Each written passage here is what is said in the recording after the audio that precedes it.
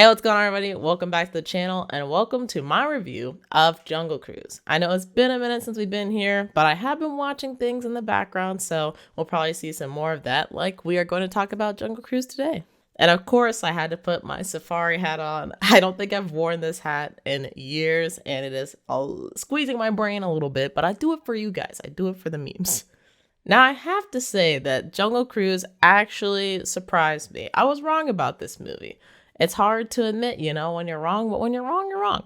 And this movie was much better than I thought it was going to be. So for the spoiler-free portion of this video, I'm going to say if you have any remote interest in going to see Jungle Cruise, or you enjoy like The Rock's movies or Emily Blunt's movies, I think you're going to enjoy this one.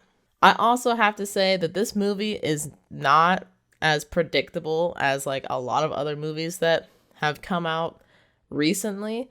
It actually has some twists and turns that I was not expecting, and that's where I found a lot of enjoyment from it. Actually, it's just not having like, oh well, this is gonna happen and then this is gonna happen and they're gonna react this way. Like, no, it's like it was an experience where instead of like kind of getting in your head and thinking about it and like knowing what's gonna happen, you're kind of just experiencing it with the characters, which is cool. Although I do have to say, I don't absolutely love The Rock's character in this movie.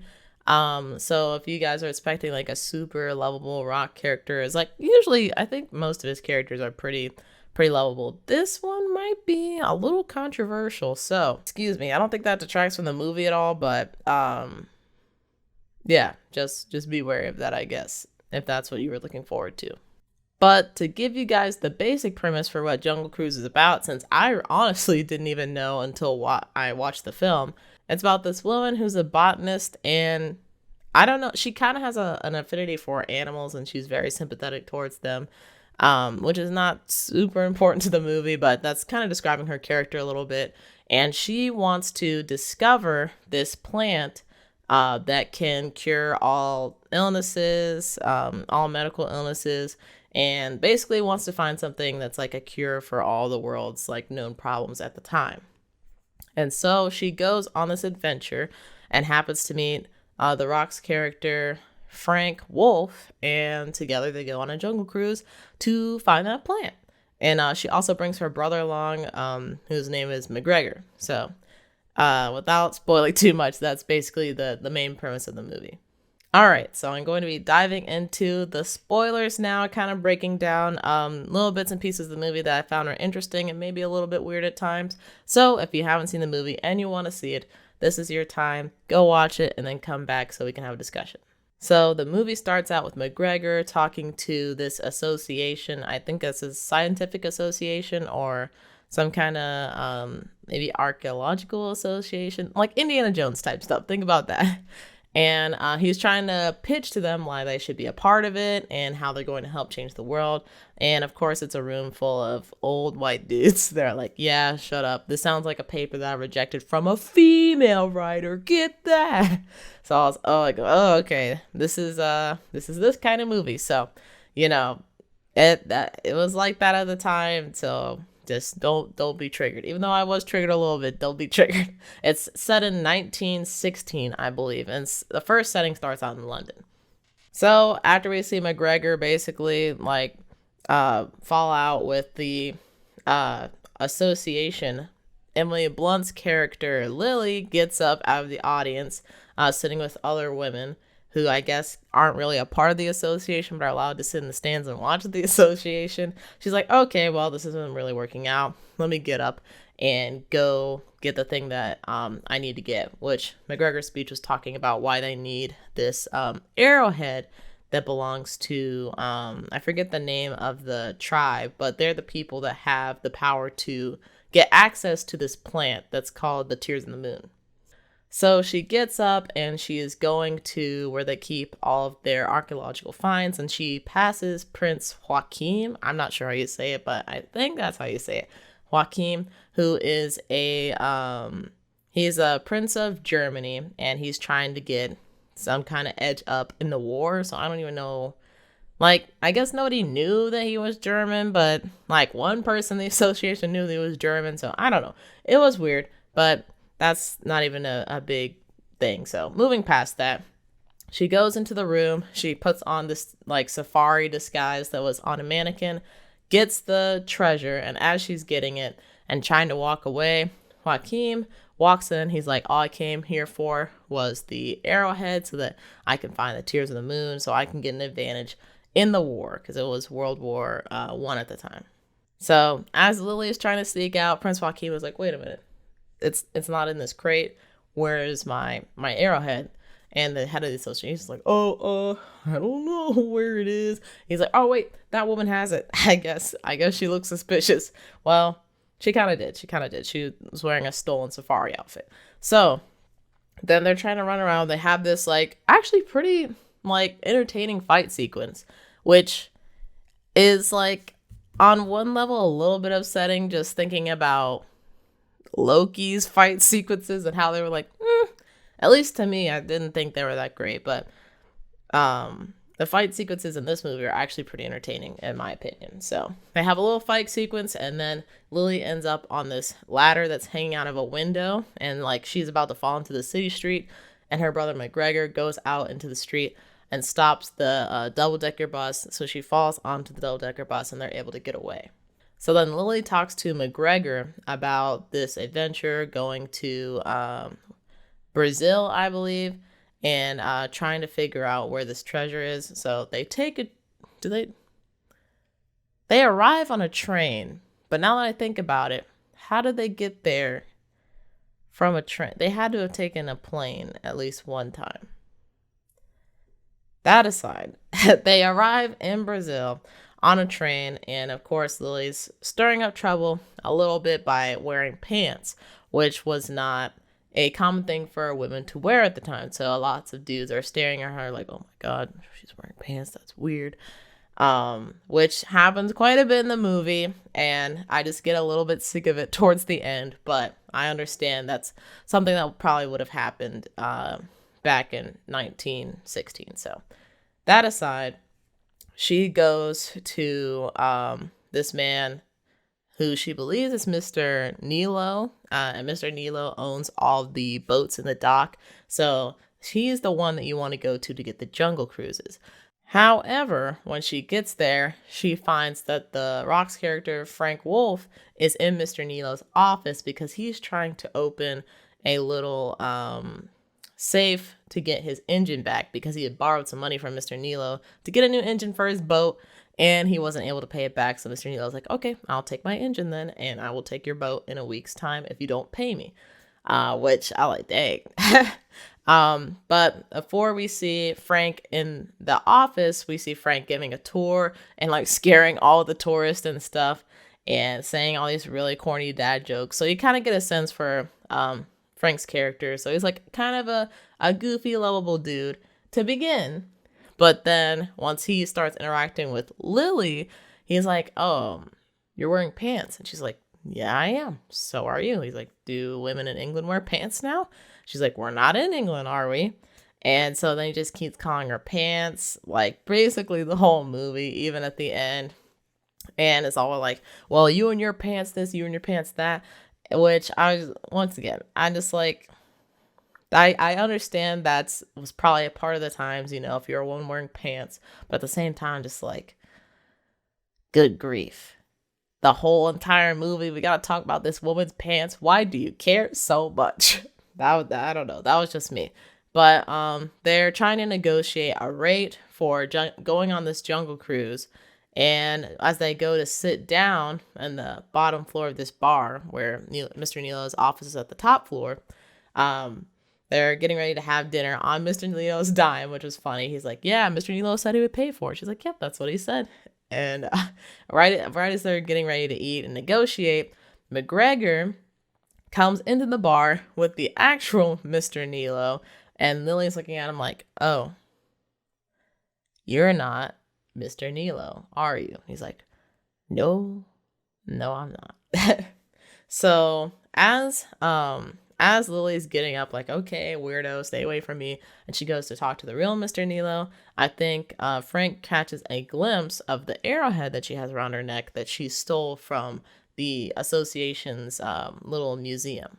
So then all of a sudden Frank has this really desperate kind of behavior and he's like, wait, I'll give you a ride for 12,000. No, 10,000. Like just let me drive you wherever you want to go. And so you see like he has some kind of investment in that arrowhead, and he's has more interest in the Tears of the Moon than he previously let on. So luckily for Frank, as his deal is kind of falling through, a freaking, is it a cheetah or a jaguar? I think it's a cheetah or a leopard. Is it a leopard? I don't know. It's a big cat. Jumps in and into the bar and is growling at people. So of course people are freaking out or whatever. And then it like jumps up and pounces on Frank. And so Frank's like, oh my gosh. And while watching this for the first time, I was like, this is the cat's being a little gentle with him. And it's odd that like it just attacked him after walking by all these other people and it was hungry for something. I'm like, that's a little weird. So as Frank is like wrestling around with this cat, he eventually gets down on the ground and they're like rolling and rolling. And so he rolls and there is a scorpion that's on the floor that was fighting with a spider in an earlier part of the scene. So the scorpion's like crawling towards the TV. He's like, no. So then he rolls away and now the spider is crawling towards him. He's like, no. So then he rolls away again. And finally he picks up this steak that was on the floor and throws it out the window. And then the like big cat goes after it. And everybody's like, yay, Frank did it. Oh my gosh. He's like, yeah, I did it. I'm cool guy. So after Lily sees Frank handle the big cat situation, she's like, okay, you're a lot of things I don't like, but you're capable. So let's go on the jungle cruise together. And they negotiate a price and he's like, okay, well, we can leave tomorrow. She's like, no, we're leaving in 10 minutes. He's like, it gets dark in like 2 hours. She said, okay, well, I guess I'll take my money elsewhere. He's like, okay, we'll leave in 10 minutes. So then they set off on their adventure after throwing out a bunch of McGregor's luggage, which I don't even know how he got all of that onto the train or the possible plane that they took. So before they can set off on their cruise, of course, something bad had to go wrong. So as Lily's hanging out on the ship, she sees that there's a cage of birds just going crazy. And of course, she's sympathizing with them. So she's like, what the frick? I don't like this at all. So she goes over to approach the men who are like, hey, lady, we're keeping these birds. We're going to stuff them or whatever. And she's like, no, you're not. How much for the birds? And then they kidnap her. I'm like, what the frick? So they like shove her into this bird cage with all these birds going crazy. And they're getting ready to take her to what appears to be some kind of, what do you call it? Not a mercenary, but I guess somebody who was paid to take her back to London so that she can either pay some fines or probably go to jail for stealing from the association, like breaking and entering, and I think they said larceny and all this other stuff. So yeah, she doesn't have a clean slate. So as they're like getting ready to take her away, she's able to steal a pin from this lady's hat, pick the lock on the cage, and then kick it open and run away. And as Frank's trying to figure out like, hey, what the frick, where's the lady with the money? He goes after her and sees that she's in trouble from the like birds that are flying up into the air out of the cage. So they have like a little fight sequence there. They're able to run off. And Frank is trying to like guide Lily to the dock. So he jumps into the water and it's like, come on, let's go. And she's like, oh, no. He's like, what? She's like, no, I don't swim. And I'm like, I feel that. So she runs up to this tower and like zip lines off of a jacket coat. Zip lines, tries to land on the boat, but misses it because a towel hits her face. So then she lands on this other little like pier. And eventually gets on the boat from there. So it's a pretty action-packed sequence. And, I wasn't expecting to be as entertained right off the get-go as I was. From there, as they're cruising down the river, Lily tells Frank to go down a shorter path so that way they can save 2 days' time. And of course, it has like a little bit more danger to it because there's rapids. But she's like, yeah, whatever, shut up, Frank, let's go down this way. So he's like, okay, whatever. So as they're like sitting around, like trying to go down this river, they're talking. and she pulls out the map that she has of the area. She's like, yeah, this map is like really beautiful. Whoever painted it really put a lot of detail into their work, and I just really I admire this. I admire the work that this person has done a lot. And, I should have, I don't know. I probably wouldn't have connected it. But it's funny thinking back how they made things not quite obvious, but especially on the second go around, you're able to pick up where there are hints of different twists and things. So Frank is looking at the map. He's like, "Oh yeah, see, that's a cool map." As she's talking to him about like the cartographer and things like that. And Frank is playing his guitars. She eventually goes to like draw a monkey or something. He's like, "Oh wow, you really brought those eyes to life, but your perspective is off." She's like, "What? I hate to say it, but you're right. How do you know? Like, you used to draw?" He's like, "Yeah, I used to draw a little bit. But I moved on after I like drew everything that I wanted to draw, so now I play guitar." So while they're cruising down this river, Prince Joachim is actually following them in this huge submarine, which I don't know how he got it into the freaking Amazon River, but he did it. Where there's a way, there's a way, I guess. And so he's trying to figure out how to stop Lily from getting to the Tears of the Moon before he gets there. So he heard about this legend that was briefly talked about in McGregor's opening speech about these conquistadors that originally went to go find the Tears of the Moon, because one of the men who I can't think of the name right now, but his daughter was sick, like very, very deathly ill. And so he initially set out to go find these Tears of the Moon so that he could help his daughter. So when they set out, they were like searching but couldn't really find anything, and it almost seemed as if the jungle itself didn't want the conquistadors to find the Tears of the Moon. And just as they're on the brink of death, they get rescued by the same native tribe that I mentioned previously, who basically nurses them back to help with the Tears of the Moon. So once the leader is back to full strength, he's basically like, "Okay, that was really nice what you guys did for me. Now take me to the Tears of the Moon." And they're like, "Nah, like, no, we don't care about your threats. We're not going to do it." So he kills the chief, and then he's running after the chief's daughter, who both of them are the key to getting the Tears of the Moon. So I don't know why he killed the chief initially and why he was going after the daughter after that. But yeah, that's what he did. And then the chief, before he died, he placed a curse on all the conquistadors so that they would be stuck near the river and they can't leave it. So they became basically like jungle spirits, malevolent jungle spirits. So Prince Joachim is like, "Let me go and revive them." Obviously, that's what you do. You revive malevolent jungle spirits to help you on your quest. So he goes down to the pit that they were in, and he has like a little eyedropper of river water. So he drops like a few little droplets on them.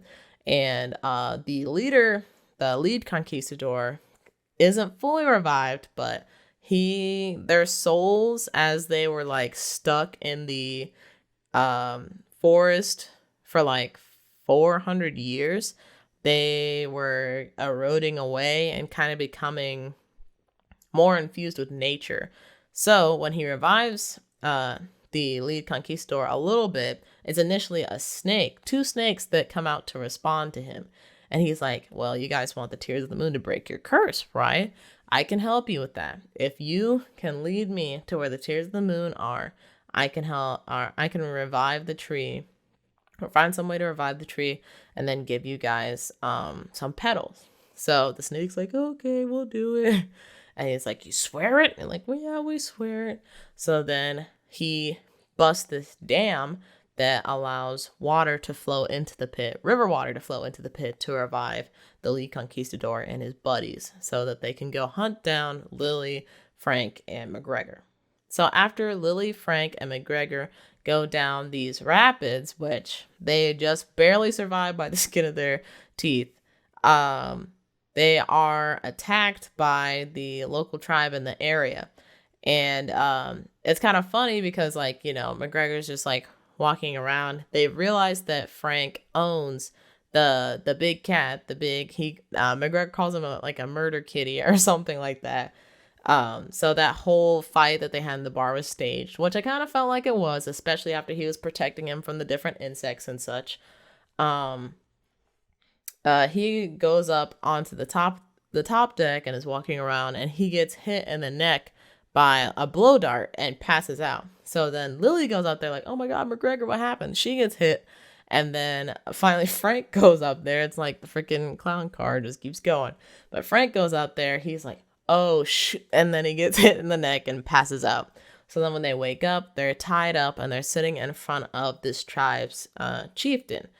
And they're like making demands like, we want the arrowhead. If you don't give us the arrowhead, we'll kill you all. And of course, Frank, he's kind of translating for both Lily and McGregor. He's like, just give them the arrowhead. That's what they want. And you two can go, but they'll have to keep me here. So that was already a little bit suspicious to me. So I am kind of leaving some details out here and there, but at this point in the movie, you know that Frank is kind of a con man and he really shouldn't be trusted. Which is, well, we'll get to my concerns about that a little bit later. But yeah, Frank is translating between them, and Lily's like, no. He's like, oh, don't do that. They don't like that. Don't do that. And she keeps shaking her head like, no. I'm not giving this away. So then she's like, okay, well, my, Frank, I forget what the name of the tribe is, but they speak like a certain language. She's like, I'm a little rusty in that language. So Frank, I want you to translate everything I'm saying word for word. He's like, yeah, okay. So then she's like, I'm sorry, but I can't give this back to you. I will return it once I have been done using it because I want to get the Tears of the Moon. So then he's like, yeah, this lady's crazy. She's not listening. She's very hard to be around. Yeah, I don't know what to do basically. So then Lily is just like kind of sitting there, and all of a sudden she grabs one of the person's spears and it's like, come on, let's go. She like trying to fight with them and nobody's moving. She's like, what's wrong with you guys? So the chieftain comes around the corner and just starts laughing and like pulls up her mask, and it turns out it's a woman. So I'm like, oh my God.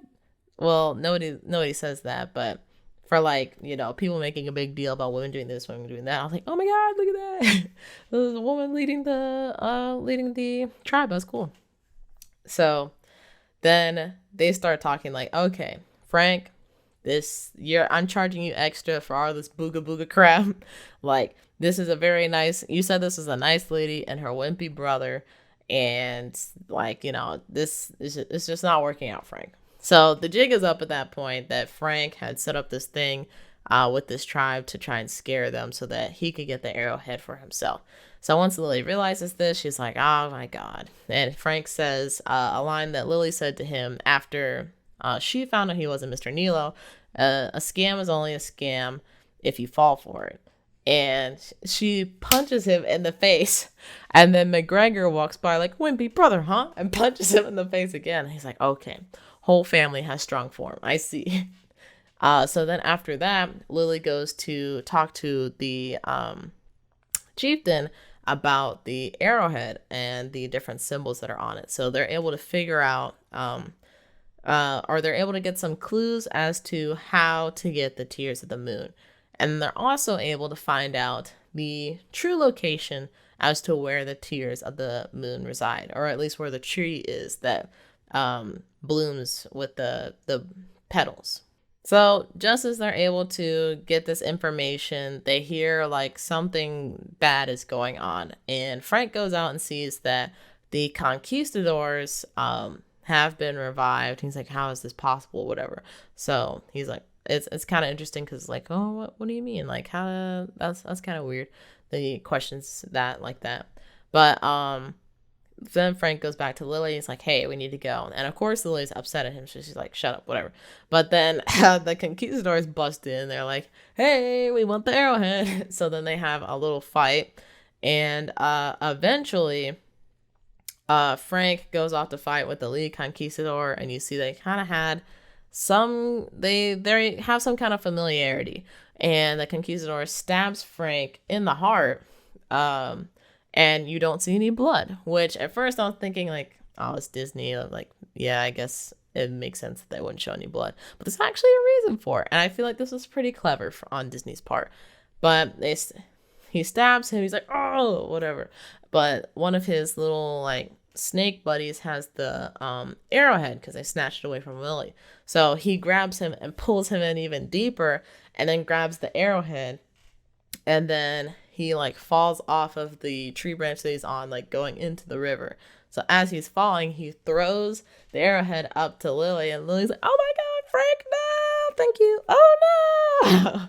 So, Frank falls down. The chieftain lady and McGregor and Lily get onto this little canoe and hit this branch so that it's released and falls down into the river, and they kind of like ride away from the conquistadors briefly.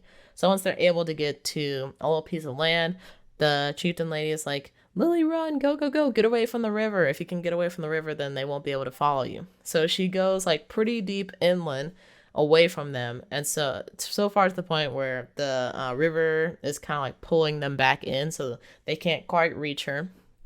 And as she's like kind of walking around aimlessly, that chieftain lady, I don't know how she got behind her, but she's able to get behind her, and she like puts her hand on her shoulder. She's like, ah, ah, oh, oh, oh. She's like, oh, no, no, it's okay, it's okay. So that was pretty funny. So then she's able to reconvene with the chieftain lady and McGregor, and they're just walking around. And as they walk around, they see Frank's body up on the shore. She's like, oh my God, Frank. And he kind of moves a little. She's like, oh, Frank, you're alive. How are you alive? How are you alive? You're not bleeding. What are you? So then he's like, well, my name's actually Francisco. Name. I don't remember. I remember Francisco, though. So it turns out that Frank, or Francisco, was actually one of the conquistadors that came with the group that they're currently fighting. He was a part of them at one point, and he was actually almost considered to be a brother to the lead conquistador, and so he wanted to help bring his daughter back to health just as much as the lead conquistador. So that was like a pretty interesting twist. I was definitely not expecting that at all. So then as he's telling the story, he's talking about how, they almost how they almost died, and that the tribe brought them back to health, and then how the leader kind of betrayed the chief and was trying to get the Tears of the Moon all to himself. And he said that although he wanted to help his daughter, that he couldn't let him just betray these people that have treated them so well. So he stops, Frank stops the leader from hurting the chieftain's daughter, so she's able to get away. And in exchange, he gets a stab to the heart. And he says a brother's blade cuts deepest, I believe, or something to that nature. A friend's blade, something. It cuts deep, basically. It's all you gotta know. It cuts deep. So since that moment in time, they have been continually fighting and fighting again. And apparently, Frank gets stabbed in the heart like every single time, which I thought was a little bit funny, especially with the talks about Fast 9 and why The Rock is no longer a part of it because of like, well, not because of, but just like how it seems like both actors have like a pretty big ego to the point where like they don't want to lose fights, they don't want to lose to each other, blah, blah, blah. So to see The Rock continually get beaten by this one dude who's not even that big, not even that like tough or anything, is pretty funny. So, but yeah, he continually gets beaten over and over again. So he eventually traps them down in that pit, which is where the prince previously found them, so that he was able to get away with them and have some peace for a little while. So what did he do while he had peace? Well, he built the town that Lily and McGregor arrived into on the train, and then he built his boat La Unica, which was named after the moon spirit, I believe. And he searched the river like as much as he could to try and find the tree that contained the Tears of the Moon, but he never found it. So he eventually was led to leading jungle cruises. So that was pretty wild. And I really, really like that twist. I feel like I haven't seen a movie in a while that's had like a pretty good twist and a really good explanation as to why things broke down. And you can kind of see like evidence along the way as to what would have led up to this explanation. So after that, Lily tells McGregor, like, you're hurt because when the boat fell down onto the river earlier in the movie, he hurt his leg. I guess he must have banged it up on something. So he wasn't able to really walk, or he couldn't walk that fast. I don't know why that entirely matters because they travel by boat most of the movie, but I guess she just didn't want him to get hurt any further. So she's like, McGregor, stay with the chieftain lady. I'm going to go with Frank and we're going to find the Tears of the Moon. He's like, but who's going to protect you? And she's like, don't worry about it. She could have totally said Frank because he's super huge, but she's like, don't worry about it. I'll be fine. So McGregor goes to the chieftain lady and they're just like rowing down the river. And Lily goes with Frank and they follow the map to where the serpent bites its tail, I think is what the clue was. They were able to find an area on the map that looked like a serpent's head, like connecting with the tail. So they went there, and then the next part was like where water turns to stone. So they had to figure out how to make this like huge area with waterfalls turn to stone. So Lily's like, should we go up? Because like they could go up onto the cliffs where the waterfalls start. And Frank's like, no, I think we're supposed to go down. So Frank swims down and they see like this mechanism, but he's not able to get in because, Frank a thick boy, he big.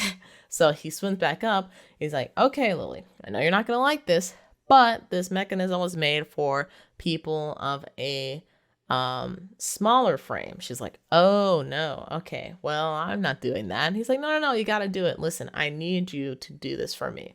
And it was kind of like at this point in the movie where you see like a romantic development between those two.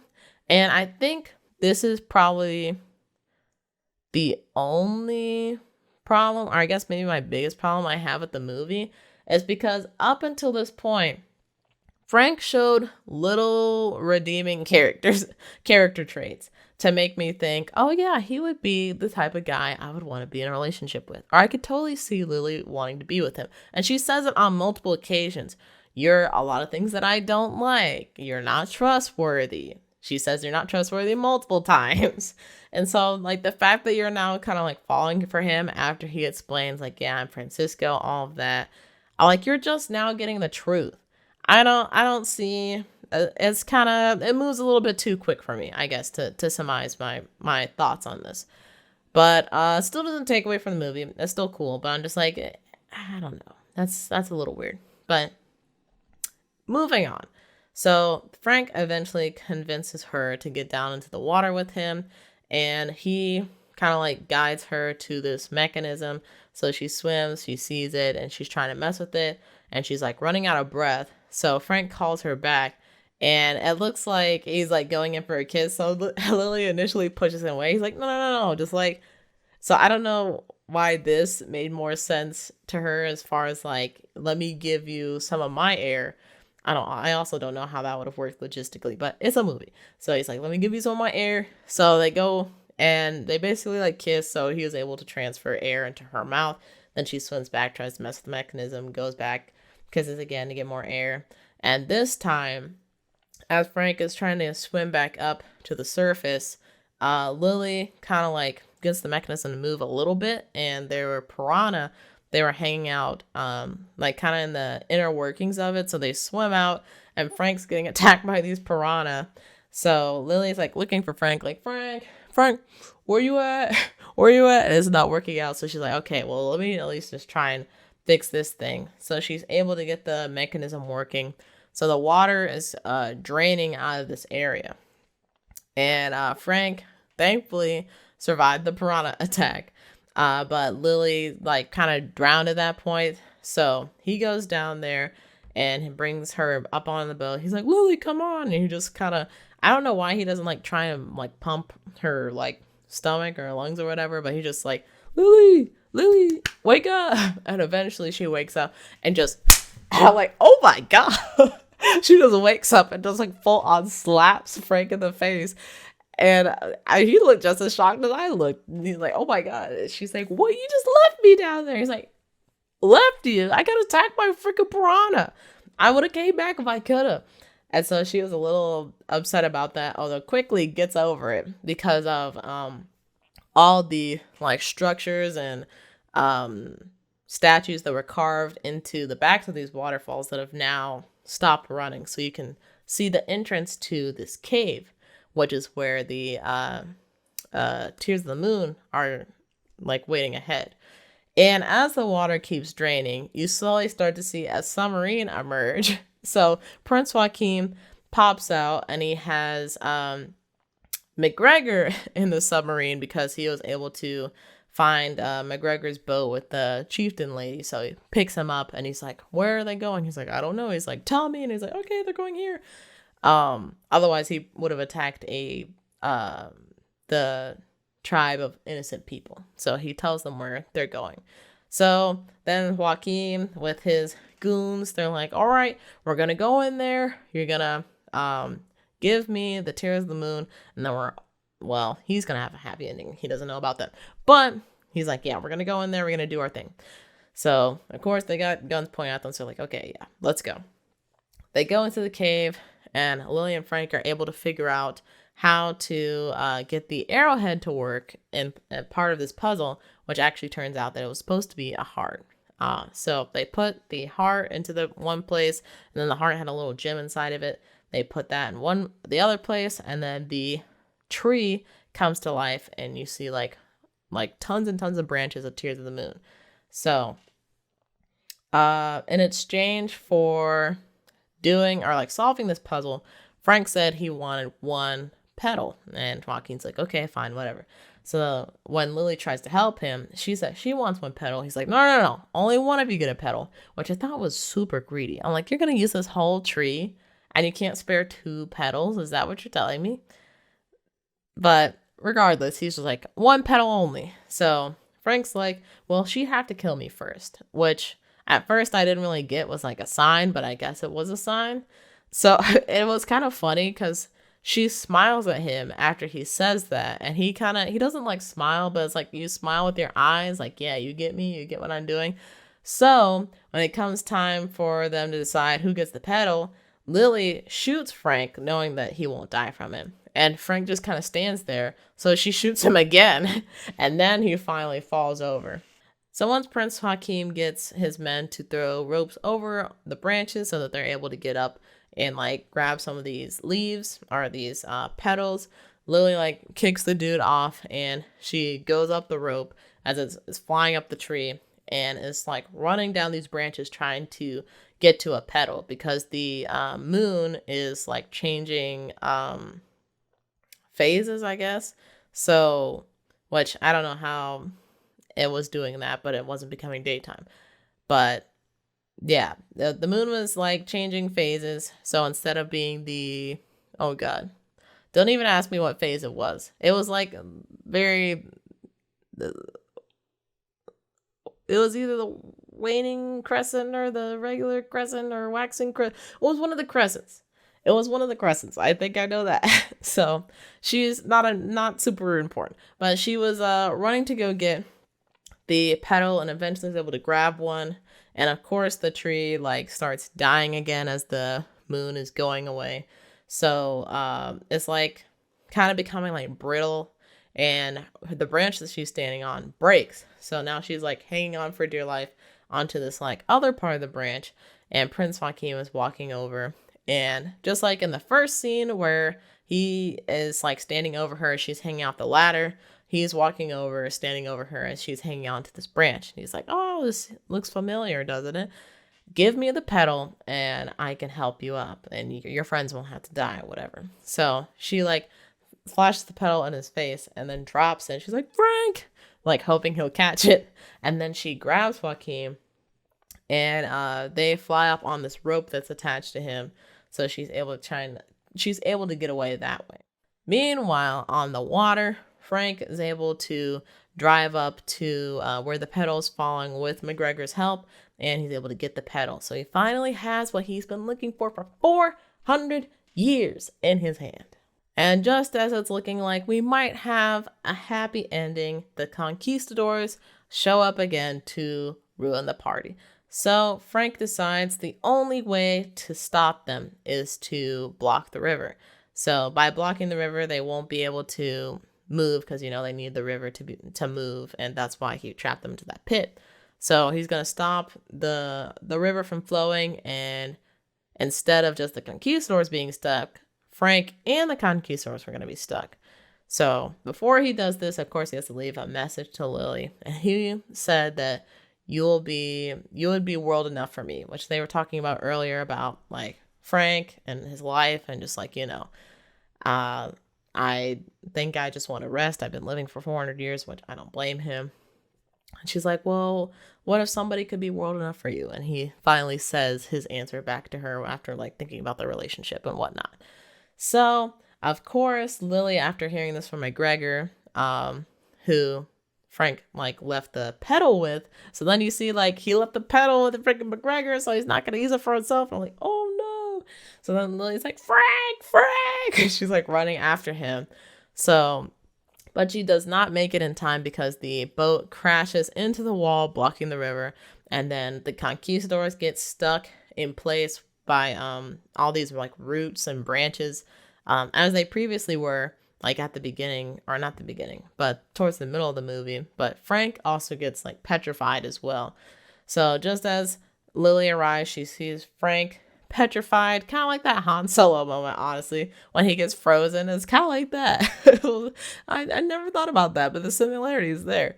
But she arrives, she's like, oh no. So then she takes the only pedal that she had and puts it into Frank's mouth. And you see it kind of like, he doesn't eat it or anything, but it kind of evaporates into the air. So I guess it's assumed that he ate it, but I don't know. Movie magic. So of course Frank doesn't animate right away. So Lily's like, oh, I got here too late. No, my only love, the rock. And she's walking away with the murder kitty, Proxima, whose name I just now remembered at the end of the video. That she's walking away with Proxima and McGregor, and she's all sad. And then she starts to hear the seal breaking, and Frank breaks out of the freaking branches and the roots. She's like, oh my god, Frank! So then they run and they kiss. It's happy ending. And then you see McGregor. He's like, oh, you guys are my world. And then they all have a group hug. And that's basically the end of the movie. As little wrap-up sequence, you see McGregor. He's giving his speech to the association again, saying that they've adventured where no adventure has been before. They found the tears of the moon. And luckily, there just so happened to be one more petal that was in like a little sliver of moonlight in that cave, so they were able to take it and hopefully produce like world-changing medicine with it, which is, I assume, what they did. But he's telling the association about this journey, and then he's saying, but is the association worthy of us? Screw you guys. And he basically like tells them off, like, Lily said to decline your invitation respectfully, and I plan to do that. Just not respectfully. You can take your invitation and shove it up your association. And then he promptly leaves. So all the old white dudes are like, hey, what the frick? And the ladies sitting at the in the balcony are like, oh yeah, tell him, girl. So then we cut to Frank, who's getting a car lesson from Lily, because she mentioned earlier in the movie that she could be his skipper. And it ends with a bad dad joke about exhaustion, car exhaustion, and there you go. That's the ending of the movie. So yeah, Jungle Cruise was actually really fun movie. And I think I enjoyed it more watching it the second time around, just because I didn't have the idea in my head that, like this is gonna be like a subpar movie or like an average movie. Which, that's kind of duh. But yeah, definitely don't sleep on this movie. If you were thinking about seeing it, but like were on the fence, I would encourage it. You know, if you're gonna watch it on Disney Plus, you're gonna have to pay that $30 premium. But if you plan on watching it multiple times, or if you have multiple like friends or a family that you're comfortable with watching it together, then it's worth the $30. And then you can just go see it in theaters if you're okay with doing that too. Yeah, those are my thoughts on the movie. I think I would give it, honestly, I think I would give it 8 out of 10. I think it's been a minute since something has been like so high on my ratings scale, but yeah, this one I would definitely recommend to people. So before we go, I did want to say I'm doing my 4th semi-annual summer charity stream. I know it's kind of late, but it's still summer, so it counts. And this time we are going to be supporting Game Heads, and they support underprivileged youths of color in different communities and help them get into the gaming industry and give them advice and even help them produce different games of their own, which is really cool. And I learned about them through the Guerrilla Collective, which happened earlier this summer as a partner of GameSpot, I believe it is. And I just really like what they're doing and was kind of looking for a organization that I can support that helps with gaming specifically, since a lot of the stuff that I've been able to do has been centered around gaming, and I really have a passion for it, so I want to help other people support their passion. So this is going to be happening August 6th, which will be this Friday coming up at starting at 12 p.m. EST and going till 6 p.m. EST. So by the time that this goes up, I will have my campaign, my Telefy campaign link in the description below. So if you want to support it and you're not able to come to the stream, then you can do that. Or if you want to send the link out to friends and help spread the word, you can do that as well. And I really appreciate it. But yeah, that's it for the video. That's it for my charity stream update. And I hope y'all have a nice evening or night. Whoever's enjoy it. I'll see you guys next time.